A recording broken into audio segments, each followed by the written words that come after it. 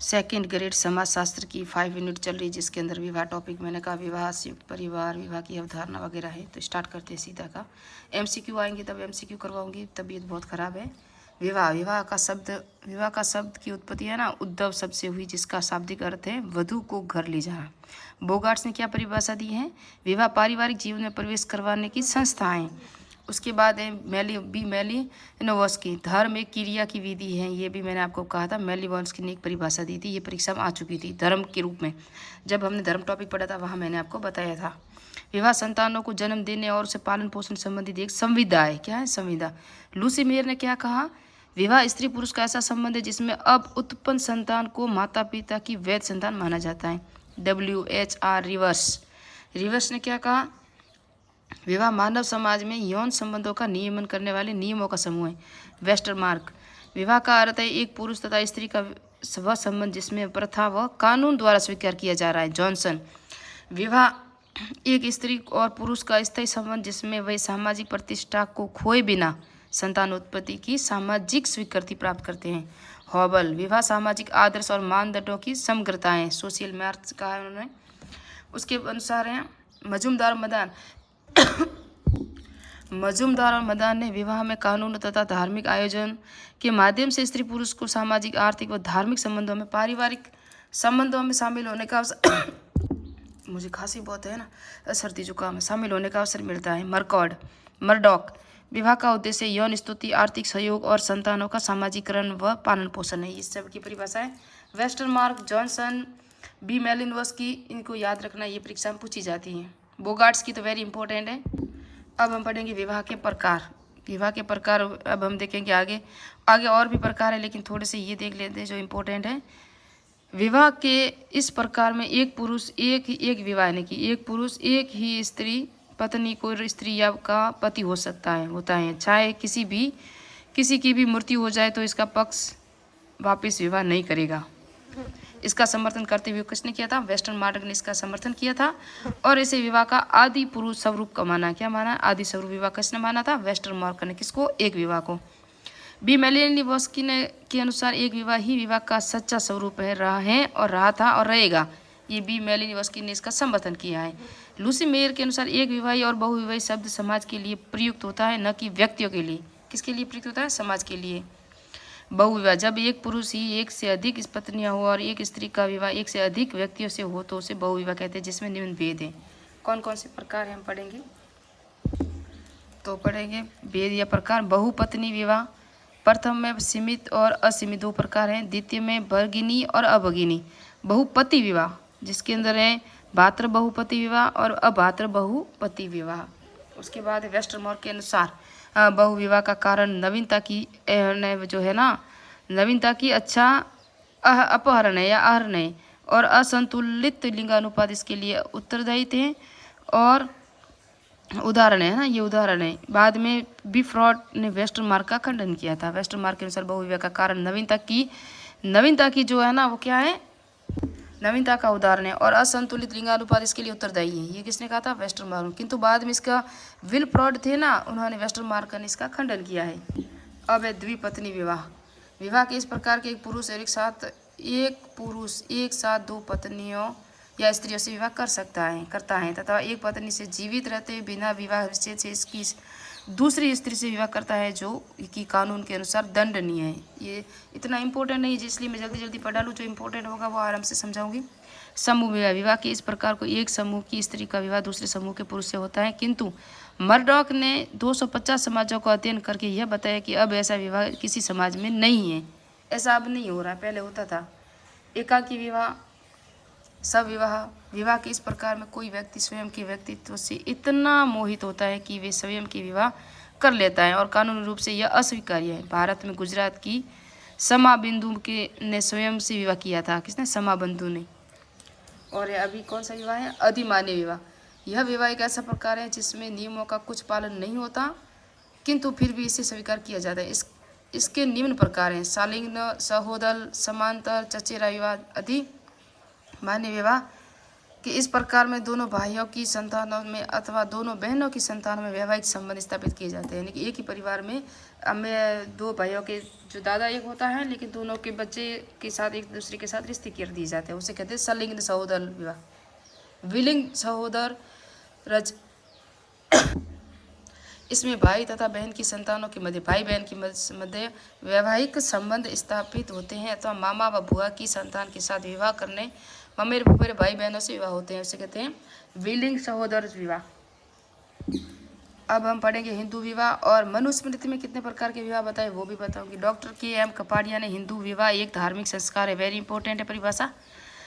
और हिंदू विवाह को धार्मिक संस्कार इसलिए माना गया है क्योंकि इसका एक धार्मिक आधार है। इसके लिए धार्मिक अनुसंधान एवं विधि विधान अपनाए जाते हैं और इसमें विवाह विच्छेद को स्वीकार नहीं किया जाता। मनुस्मृति ने हिंदू विवाह के निम्न 8 प्रकार बताए। किसमें बताए? मनुस्मृति ने, वेरी इंपॉर्टेंट है। मनुस्मृति में 8 प्रकार के विवाह का वर्णन किया है। ब्रह्म विवाह, यह एक विवाह का श्रेष्ठ रूप है जिसमें कन्या का पिता वेदों की ज्ञाता योग्य वर को स्वयं बुलाकर वस्त्र और आभूषण सहित कन्या का दान करता है और इस प्रकार के विवाह धार्मिक अनुष्ठान में भी किए जाते हैं। ब्रह्म विवाह सबसे श्रेष्ठ विवाह है। देव विवाह, इस प्रकार का विवाह विशिष्ट परिस्थितियों में संपादित किया जाता है, जैसे कन्या का पिता पुत्री का विवाह करने में असमर्थ हो या पुत्री की विवाह की आयु निकली जा रही हो। ऐसी परिस्थिति में कन्या का विवाह पिता कन्या तथा उसके रिश्तेदारों के साथ किसी अन्य कार्यक्रम, यज्ञ कार्यक्रम में उपस्थित होता है और यज्ञ करवाने वाले किसी ज्ञानी व्यक्ति को अपनी कन्या का दान कर देते हैं। देव विवाह में दान किया जाता है। अथर्वविवाह, अथर्वविवाह, जब विवाह का ऐच्छिक कोई सन्यासी या यज्ञकर्ता किसी कन्या के पिता को एक गाय और एक बैल की जोड़ी दे भेंट कर दी उसकी कन्या से विवाह करते हैं, उसे आसर विवाह कहते हैं। क्या कहते हैं? आसर विवाह। देव विवाह क्या नहीं, जो पुरोहित होता है उसके साथ होता है। ब्रह्म विवाह, वस्त्र आभूषण वगैरह दे के दान के रूप में देता है पिता अपनी पुत्री को। आसर विवाह, सन्यासी या यज्ञकर्ता किसी को कन्या को, उसे आसर विवाह कहते हैं। एक गाय और एक बैल उस जोड़ी में भेंट दी जाती है। चौथा विवाह है प्रजापत्य विवाह। विवाह के इस प्रकार में अल्प आयु के वर तथा वधू को वधू का पिता आदेश देता है कि तुम दोनों साथ रहकर दाम्पत्य जीवन का निर्वाह करो। वर्तमान में इससे मिलते जुलते विवाह को बाल विवाह कहते हैं, बचपन में होता है ना। असुर विवाह, विवाह के इस प्रकार के कन्या के पिता का परिवार जनों को धन या संपत्ति प्रदान करके कन्या से विवाह किया जाता है, कन्या को देना जाता है। असुर विवाह यानी कन्या को दिया जाता है दान, उसे कहते हैं असुर विवाह, कन्या को कुछ भी। और गंधर्व विवाह, पारस्परिक प्रेम के कारण तथा कन्या और वर द्वारा आपसी सहमति से किया गया विवाह गंधर्व विवाह कहलाता है, जिसे वर्तमान में प्रेम विवाह कहते हैं। इस प्रकार के विवाह में न तो माता पिता की सहमति की आवश्यकता है, न ही किसी प्रकार के धार्मिक अनुष्ठान या आयोजन होता है और न ही कन्यादान होता है। वेरी इंपॉर्टेंट है। आजकल तो यही होता है लव मैरिज। राक्षस विवाह, जब बलपूर्वक कन्या का अपहरण करके उसका जबरदस्ती विवाह किया जाता है तो इसे राक्षस विवाह, यानी कि उसे कन्या को उठा के ले जाना, बस यही समझ लो। जिस तरह संयम की तरह को पृथ्वीराज चौहान ने उठा के ले गया था। 50 या 50 विवाह ये निकृष्ट विवाह है जिसमें कन्या साथ दुष्कर्म करके पश्चात विवाह होता है। इसमें 3 प्रकार के विवाह पूर्ण रूप से समाप्त हो गए। देव विवाह, आश्रय विवाह, प्रजापति विवाह, ये तीनों क्या हो गए? समाप्त हो गए। देव विवाह अब तो ज्ञानी वगैरह उसके साथ कोई विवाह करता भी नहीं है।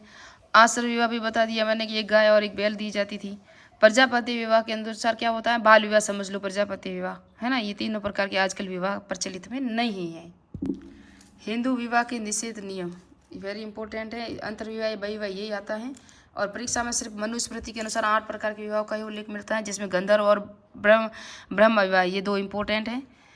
अंतर्विवाह, इस निषेध नियम के अनुसार एक व्यक्ति अपने जीवन साथी का चुनाव अपनी ही जाति या वर्ण समूह में से ही करेगा। इसके विपरीत यदि कोई व्यक्ति अन्य जाति या उपजाति में विवाह कर लेता है तो उसे अंतर्जातीय विवाह कहता है। दूसरी जाति में कर लेना, ये तो हम जानते ही हैं। बहिर्विवाह, इस निषेध नियम के अनुसार एक व्यक्ति अपनी ही जाति में विवाह करता है किंतु समान गोत्र, प्रवर और पिंड में विवाह नहीं करता। अपने ही गोत्र या अपने ही जो वंश में है ना कि ये हमारी ही गोत्र का है तो उसके अंदर नहीं करता। करता है एक ही जाति में विवाह करता है, लेकिन करता है अलग से गोत्र में करता है। सप्रवर या प्रवर, किसी जाति में यज्ञ के अवसर पर जिन ऋषि मुनियों का आह्वान किया जाता है उन्हीं से व्यक्ति के प्रवर का निर्धारण होता है। पिंड विवाह, पिंड का शाब्दिक अर्थ है माता या पिता दोनों की ओर से रक्त संबंधी जो रिश्ते होते हैं ना उसके साथ रिश्ता करना। ये हमारे यहाँ मुसलमानों में ज़्यादा होता है, खून संबंधी खूनी रिश्तों में। बहिर्विवाह निषेध नियम के अनुसार माता की ओर से 3 पीढ़ी की और पिता की से 5 पीढ़ियों तक विवाह निषेध है, इसे कहते हैं बहिर्विवाद। निषेध है। क्या है कि माता की जो 3 पीढ़ियाँ ना उसको छोड़ा जाता है और 5 पीढ़ियों तक पुरुष की 5 पीढ़ियाँ होती है उसे छोड़ा जाता है। ये हिंदू विवाह के जो निषेध नियम है। हिंदू विवाह अधिनियम 1955 अधिनियम पूछा जाता है के अनुसार सगोत्र विवाह और सप्रव विवाह को तो मान्य है, किंतु पिंड संबंधी निषेधों को समाप्त नहीं किया है। गांव बहिर्विवाह पंजाब हरियाणा पश्चिम यूपी में कुछ गांव में लड़के लड़की की शादी उसी गांव में लड़की या लड़की से नहीं होगी, यानी कि एक ही गांव में उसकी शादी नहीं होगी, दूसरे गांव में दी जाएगी। टोटम या बहिर्विवाह। अनुलोम विवाह, यह उच्च वर्ण का पुरुष या निम्न वर्ण की महिला से करता है, जिसे कहते हैं अनुलोम विवाह। मनु के अनुसार ऐसे विवाह से उत्पन्न संतान पार्श्व अथवा एक जीवित सब के समान है, जिसे उत्तराधिकार से वंचित कर देना चाहिए। यानी कि जो उच्च कुल का क्या होती है पुरुष होता है, निम्न कुल की लड़की होती है, जिससे कहते हैं अनुलोम विवाह। विवाह टॉपिक है ना वो पूरा करना चाहती हूँ, उसके बाद परिवार टॉपिक होगा। कोशिश करूँ कि विवाह टॉपिक पूरा हो जाए, नहीं होगा तो नेक्स्ट बार में तो होगा ही होगा। प्रतिलोम विवाह, उच्च वर्ण की महिला निम्न वर्ण का पुरुष से विवाह करती है। मनु ने ऐसे विवाह को उत्पन्न संतान को चांडाल कहा है। किससे? प्रतिलोम विवाह में जो उत्पन्न संतान होती है ना उसे चांडाल कहा है और उत्तराधिकारी से वंचित किया गया है। जिस तरह अनुलोम विवाह में भी उन्होंने क्या कहा है, अनुलोम विवाह को उन्होंने कहा एक जीवित शव के अनुसार और उसे भी उत्तराधिकारी से वंचित किया, मनु ने कहा। प्रतिलोम में भी उन्होंने चांडाल कहा है, ये भी याद रखें। हिंदू विवाह की आधुनिक प्रवृत्तियाँ क्या क्या है, तो हिंदू विधवा पुनर्विवाह अधिनियम 1856 वो था 1955 और ये 1856 याद रखना इंपॉर्टेंट है। तो हिंदू विवाह अधिनियम 1955 है, हिंदू विधवा पुनर्विवाह अधिनियम 1856। यह अधिनियम ईश्वर चंद्र विद्यासागर के प्रयासों से निर्मित हुआ। बाल विवाह निरोधक अधिनियम 1929, अजमेर में समाज सुधार कौन थे, हरविलास शारदा के प्रयासों से यह अधिनियम निर्मित हुआ और 1 अप्रैल 1930 को इसे लागू किया, जिसे वर और वधु की विवाह में न्यूनतम आयु 18 और 14 रखी गई, जिसे 1978 में संशोधित करके 21 और 18 कर दिया गया। 61वां संविधान संशोधन था, ये भी याद रखना। हिंदू विशेष विवाह अधिनियम 1954, ये भी आया हुआ सेकंड ग्रेड में। हिंदू विशेष विवाह अधिनियम, तो हिंदू विधवा पुनर्विवाह 1856, हिंदू विवाह अधिनियम 1955 और बाल विवाह निरोधक अधिनियम 1929। इस अधिनियम के माध्यम से कोई भी व्यक्ति किसी भी जाति या धर्म से विवाह कर सकता था, उसे कहते हैं हिंदू विशेष विवाह अधिनियम, यानी कि किसी भी जाति या धर्म में कर सकता है, वो है 1954, ये भी परीक्षा में आ चुका है। हिंदू विवाह अधिनियम 1955 अभी मैंने पढ़ा। इस कानून के द्वारा हिंदुओं को भी विवाह विच्छेद का अधिकार दिया गया है। इस अधिनियम के क्या हुआ, तलाक वगैरह होने का, इनको भी जो सर्टिफिकेट वगैरह का आप भी तलाक ले सकते हो या छोड़ सकते हो। दहेज निरोधक अधिनियम 1961 कानून में 1 जुलाई 1961 को लागू हुआ, 1986 में इसमें संशोधन किया गया।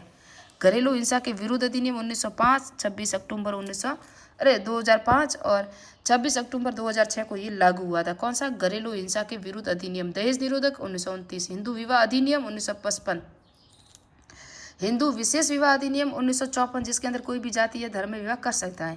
बाल विवाह 1929। हिंदू विधवा पुनर्विवाह 1856। 100% 1% परीक्षा में यहाँ से आएगा। इन सब कानूनों के कारण हिंदू विवाह के स्वरूप में निम्न परिवर्तन हो गए। हिंदू विवाह अब धार्मिक संस्कार नहीं बल्कि एक कानूनी समझौता बन गया। ये खांसी तो मेरी जान ही ले लेगी यार, इतनी। इन कानूनों के परिणाम स्वरूप विवाह संबंधी विभिन्न निषेधों का अंत हो गया और केवल पिंड संबंधी निषेध बाकी रह गए। हिंदू समाज में एक विवाह का प्रचलन और द्वि विवाह का अंत हो गया। विधवा पुनर्विवाह को स्वीकृति, दहेज बाल विवाह पर रोक, विवाह विच्छेद पर अधिकार, ये सभी हो गई थी। जनजाति विवाह जनजाति विवाह में हम पढ़ेंगे परिवीक्षा विवाह। आपको दिख रहा है? हाँ, अब दिख रहा होगा। परिवीक्षा विवाह, इस प्रकार के विवाह में युवक और युवती विवाह से पूर्व साथ रहते हैं और यदि एक दूसरे से अपने योग्य समझते हैं तो विवाह करते हैं, इसे कहते हैं परिवीक्षा विवाह। और परीक्षा विवाह, भील जनजाति में पाई जाने वाली सेवा को गोल गधेड़ा नृत्य में यदि कोई युवक निर्धारित लक्ष्य को प्राप्त कर लेता है तो वह मनपसंद की कन्या से विवाह कर सकता है। तो परीक्षा विवाह भीलों में होता है। सेवा विवाह, इस विवाह में विवाह का इच्छुक युवक अपनी भावी ससुराल में सेवक के रूप में कार्य करता है। कुछ वर्षों बाद इच्छित लड़की से विवाह करके घर लौट कर आता है। यह विवाह निम्न जनजातियों में प्रचलित है। गोंड MP में, छत्तीसगढ़ में और बिहार और उड़ीसा में, भील और वीरहोर झारखंड में इस तरह के विवाह होते हैं। सेवा विवाह यानी कि घर जमाई रहना, ये है। गौड़ जाति का है मध्य प्रदेश और छत्तीसगढ़ में और वेगा बिहार और उड़ीसा में, इन जातियों में किया जाता है। भील में भी किया जाता है। क्रय विवाह, विवाह का इच्छुक व्यक्ति युवक युवती के माता पिता को वधु मूल्य चुकाकर विवाह से कर लेता है, यानी कि लड़की वालों को पैसे देते हैं। ये प्रचलित विवाह संथाल झारखंड में जनजाति हो, छोटा नागपुर में, ओराव पश्चिम बंगाल झारखंड में और खारिया उड़ीसा और पश्चिम बंगाल में ये जनजातियाँ हैं जो पैसे लेती है लड़कियों के, यानी कि क्रय विवाह में लड़कियों को खरीदा जाता है। हरण विवाह, इस प्रकार के विवाह में विवाह का इच्छुक व्यक्ति युवती इसके माता पिता की इच्छा के विपरीत युवती को भगा कर ले जाता है, जिसे विवाह कहते हैं हरण विवाह। जनजाति विवाह, नागा हो, बोटिया उत्तराखंड में, खारिया और विरहोर।